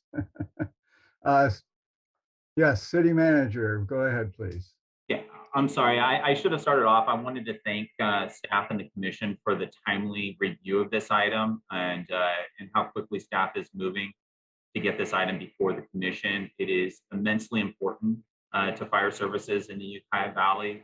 We've currently, if we're not able to accomplish this goal within the time frame that is specified, we will go another year without being able to apply those measured tax assessments within the city. The city of Ukiah, in particular, has extended itself through the budgetary process in anticipation of being able to receive these funds, and so we've already authorized the hiring of personnel and the replacement of equipment based upon based upon the need, because there is that true need. But from a fiscal standpoint, it is an extension because we just simply don't know if we're going to have the funds to be able to pay for it. And under the fire authority, we're not only serving the city within the city, but together collectively the entire Ukiah Valley. So we appreciate your timely efforts and review of this information and look forward to bringing it back to the commission for its official approval in the upcoming month or so. And I would support having a special meeting if necessary called to move this timely if we need it. Uma, can you tell us who is the tax sharing committee that has to act?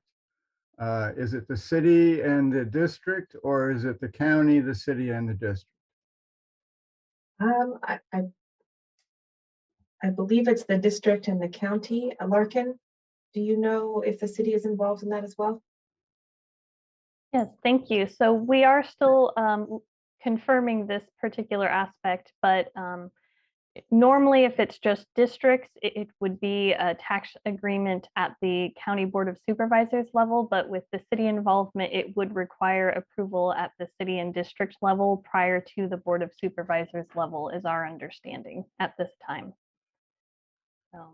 So that understanding their calendars is going to be important to getting this done in sequence. And so Glenn and the supervisors on this commission, I hope you're paying attention and making sure there's room on your agendas for this when it comes forward. We will make room. Thank you. And Chair yes, Orth, I would Ms. Uma. just like to share that Larkin and I have been meeting with Craig Schlatter and Chief Hutchison on a weekly basis to make sure that we are moving the application forward. And so we've been coordinating very closely on our schedules and have also been keeping in touch with the county staff trying to move this forward. And I want to thank the Board of Supervisors ad hoc committee on the tax share agreements who have been helpful as well. And do you think we'll need a special meeting, or will our normal calendar operate in this case? We are proceeding as if we will be able to hold the public hearing on this at our October 4th meeting, if including the public noticing, which had to go out today in order to make that happen. So if we'll coordinate closely with you, Chair Orth, and if necessary, we'll schedule later in the month. Great. Any further comments from commissioners? Any comments from public to wrap up? Thank you, Chief, for coming. I know you've been really busy, and City Manager, thank you so much. And with that, direction has been given. Is it adequate, Uma? I believe so. Larkin, do you have any remaining questions? I don't at this time, and just appreciate everyone's flexibility in trying to expedite the process. We do have a deadline of December 1st through the State Board of Equalization in order for the boundary change to go into effect for next fiscal year, which is a very fast time frame. And I appreciate working with county staff, both in the assessor and auditor controller's office, and just hope that we can move forward and continue the collaboration and meet the deadline. Thank you so much, staff. I know it's a lot of work that's been put on you, but you're getting it done. Thank you. Okay. No closing comments from any commissioners. We'll move on, move the agenda. All right, we'll move on to our informational and report items. And first up is 7A, the work plan. I'll turn it over to Uma. Thank you. So this is starts on agenda packet page 195. This item 7A, we have 6 active proposals. You'll note in your agenda packet that we've added a summary table, hopefully to make this a little bit easier. So that starts on page 198 of your agenda packet. We've already provided an update on the Ukiah Valley Fire District annexation. We hope to bring that to public hearing next month, the regular meeting, and we will keep you posted, Chair Orth, on the status of that as we get closer. We also have a number of applications that are incomplete and have seen no movement in the last couple of months. Those are the City of Ukiah applications for a detachment of the Ukiah Valley Sanitation District areas, the City of Ukiah pre-application for annexation of areas north of the city, the city's annexation for city-owned properties, and also the Millview County Water District pre-application for annexation of the Masonite properties. So there's been no movement on any of those for some time. We also have a new application from the City of Fort Bragg for an out-of-agency service agreement for water services to the Minnesota Lane area. That will be an administrative review, and we anticipate having that on the commission agenda for ratification at the next meeting. There are 2 potential future proposals. One of them is the City of Ukiah's annexation of the Western Hills properties. I believe the City Council will be considering that project later this week. We've also been working with the Elk Community Services District on a potential activation for latent powers for wastewater services. We are making progress on the work plan, I'm happy to say, Commissioner Ward. We have now finished the Covelo CSD, and we are working on the Ukiah Valley Fire District. We are still coordinating with the City of Ukiah and the Ukiah Valley Sanitation District on how best to move those forward. And then we have started the administrative draft County Service Area 3 MSR sphere update. That will be the first MSR for that provider. And once we get an administrative draft, we'll be coordinating closely with the county on the next steps for that. We did include a letter that we had sent to the County Board of Supervisors and also to Mr. Dunnicliffe at the county regarding, the first was a request to postpone an agenda item for the use of CSA 3 and establishing a benefit zone for the development of the Sherwood Road area was secondary access project. So they did postpone that item.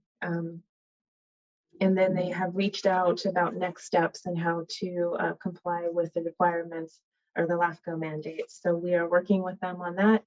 And the CSA 3 MSR sphere update was an important next step in that.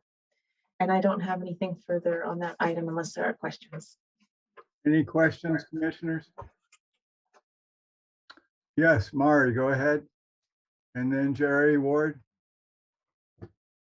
Mari, you're muted. Yeah. There you go. Yeah, I know. I wondered, since Sage is there and if he's listening, maybe he could update us on any communications between the Ukiah Valley Sanitation District and the city and trying to work on their own to resolve differences and enable the detachment to move forward.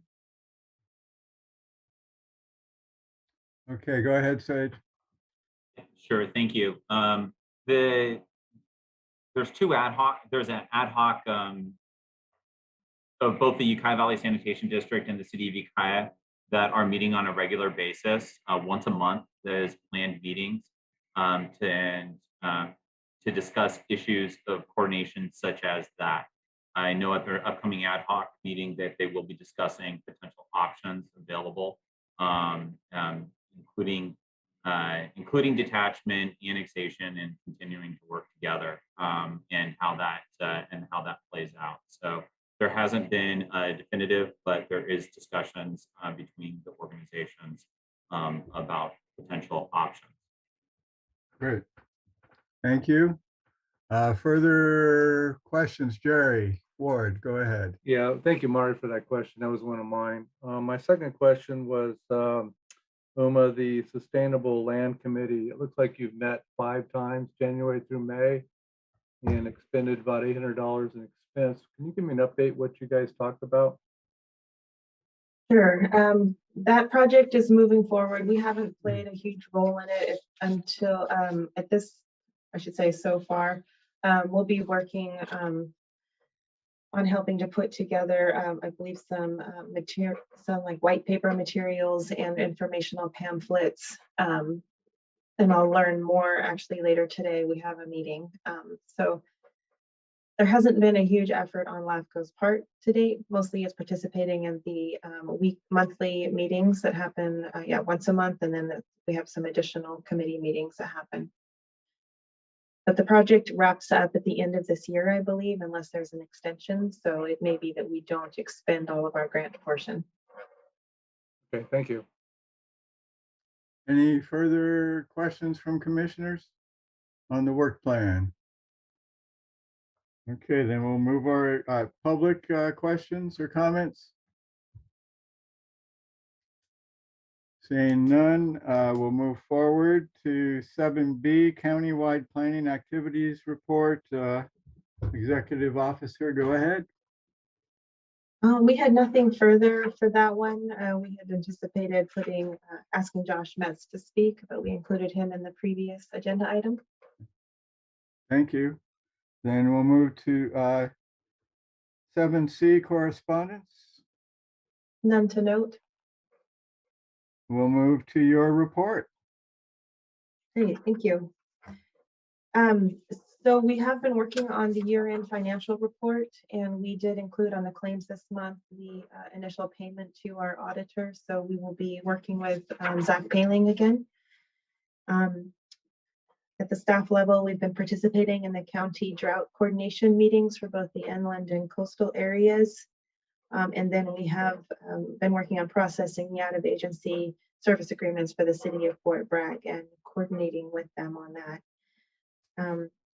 We're also, we'll be coordinating with the county IS department regarding the transitioning to hybrid meetings if the governor's order does call for in-person meetings, which I believe was the end of this month, September 30th. So we'll coordinate with you, Chair Orth, on that. And then I think the commission's direction to the executive committee, I should say the executive committee's direction was to work along the county schedule for that. There's also been an update to the CALAFCO document, the metamorphosis of special districts, and I'll provide an overview on that at our next meeting. This agenda seemed pretty full, so we'll work towards the next meeting. And I don't have anything further for the executive officer's report. Any questions from commissioners? Go ahead, Commissioner Ward. Yeah, Uma, when do you expect to have the the financials for the audit completed so I can review? I'm hoping by mid-month. Mid-month, okay, thank you. Sure. Any further questions from commissioners? Do we have any public wishing to speak on this matter to the EO? There being none, we'll move on to committee reports. I don't believe we've had any committee meetings unless the work plan ad hoc has met. No, we did have an executive committee meeting in August. So we did. I'll ask for Commissioner Ignacio to give that report. Commissioner Ignacio would like to defer back to the chair as I was out on personal medical, if you recall. Oh, my goodness. Boy, I wish I had it in front of me. Uma, could you help me here? And what did we discuss at that time? We provided an update on kind of a more in-depth update on the application processing and staff workload, mostly as informational to the executive committee on the amount of work that staff was under pressure to do. So that was basically the gist of the executive committee meeting, and then we discussed the metamorphosis of special districts, and it was requested that we bring that to the full commission with a summary report, and apologize for not having that this time, but next month we can do that. And I'll try to have my committee minutes before me next time. Thank you. Any questions? There being none, we'll move to commissioner reports, comments, or questions. Does any commissioner wish to make a comment or report on any activity they may be engaged in that would be of interest to the commission? Chair, I'd like to reserve my comment until after 7G, please. Okay. So noted. Then we'll go ahead and move to 7G. CALAFCO. Thank you. This starts on agenda page 203 of your packet. I guess the biggest news is that the annual conference was canceled this year. There were so many folks that were concerned about the COVID and travel that they did decide to cancel that and have rescheduled it for Newport Beach 2022. They are trying to put most of those sessions into a virtual format, so that information will be coming forth in the next month or two, and we'll look forward to that. I'm happy that they're going to be doing that. The Typically during the conference, they hold the CALAFCO business meeting as well as the board meeting. So those are going to happen on October 7th and October 8th. The board elections will happen on October 7th, and actually during the executive committee meeting, I forgot this, the voting delegate was Commissioner Mulhern was assigned since she had intended to go to the meeting. So we will assume I have put her name forward as the voting delegate. So Commissioner Mulhern, you will receive a voting packet from CALAFCO.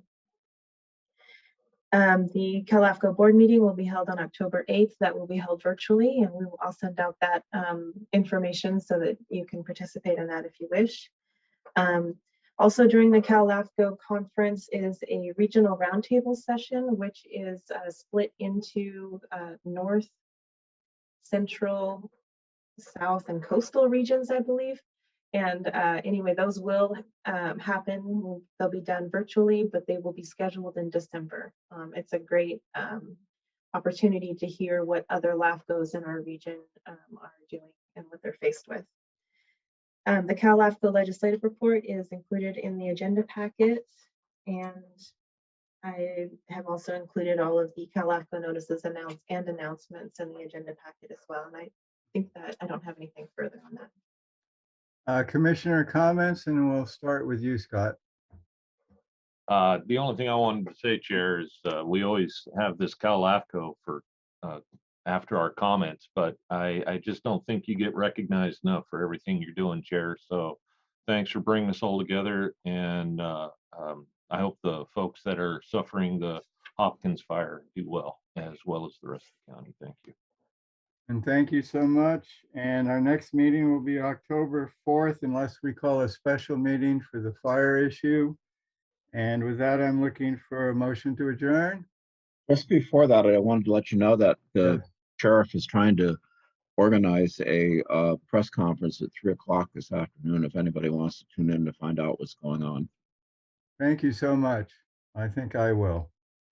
And with that, thank you all commissioners and staff for being here in public. I see several of you who didn't speak today, but thank you for listening in. And with that, we are adjourned. Thank you. Bye.